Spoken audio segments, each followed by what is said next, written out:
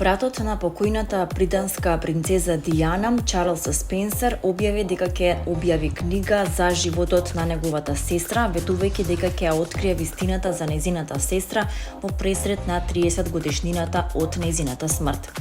Диана, првата сопруга на кралот Чарлс III, почина во август 1997 година на 36 годишна возраст, кога автомобилот во кој се наоѓале таа и нејзиниот љубовник Доди Ал Фајет се удри во зидот на тунелот Понт де Алма во Париз, додека бегале од папараците на мотоцикли, објави Ројтерс.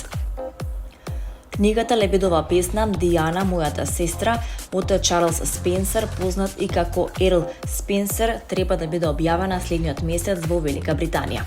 Тој раскажува приказната за Диана од негова перспектива, рече Майкл Джозеф, уредник на Пингвин Рендом Хаус.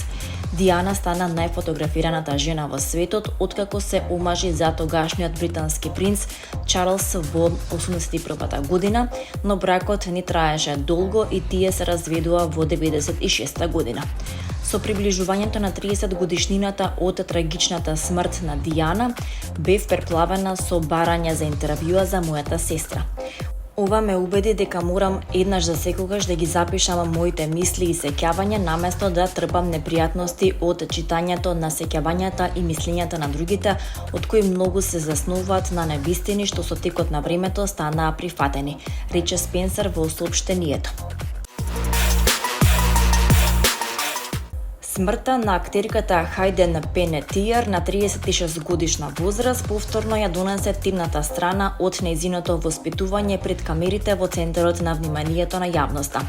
Пенетиер стана голема холивудска звезда како тинејџерка, а години подоцна отворено проговори за притисокот под кој се наоѓаше и проблемите со кои се соочуваше зад сцената.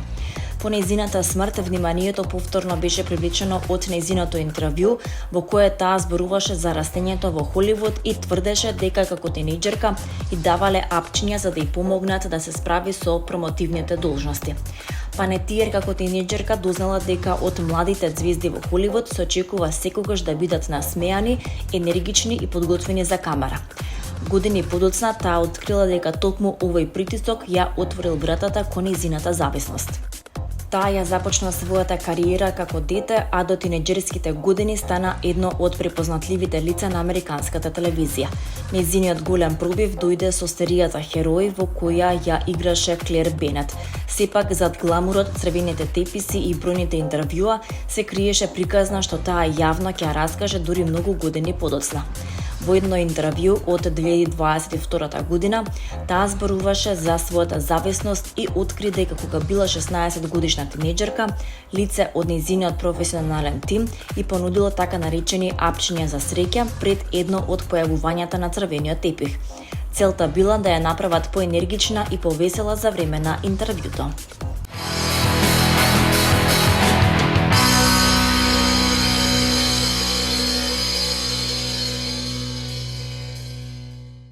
Денес роденден прославува Катерина Шехтанска-Лаковски, македонска актерка, водителка и балерина која повеќе од 2 децении е присутна на македонската театарска, филмска и телевизиска сцена.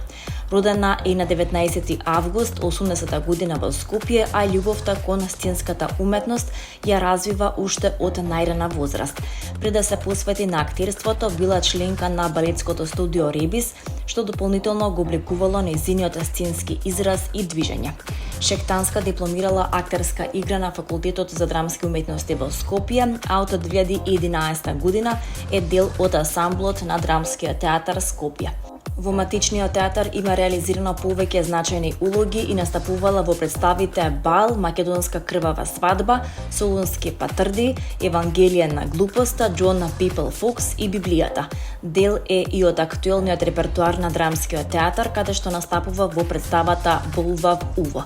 Низината актерска работа е присутна и на филмското и телевизиското платно. Шехтанска има настапувано во повеќе изданија на популарните македонски народни приказни, а меѓу нејзините филмски и телевизиски ангажмани се Како убив светец, Балкан Кан, Операција Даймонд, Дајте музика, Балканска приказна, Ручек, Куќен притвор и На чекор до рајот.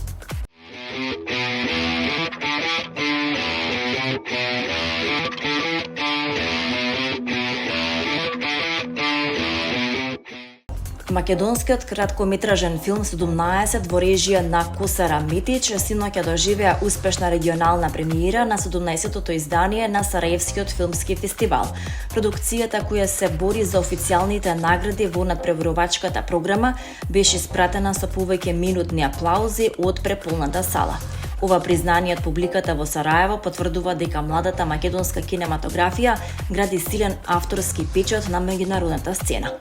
Филмското остварување 17 представува интимна драма која ги истражува предизвиците на младите, нивните лични пребирања и потрагата по сопствен идентитет во современото општество. По завршувањето на проекцијата, публиката во Сараево ја поздрави авторката Митич и дел од актерската екипа со долготрајни овации, што го означи ова прикажување како еден од позабележителните моменти во кратката програма на фестивалот.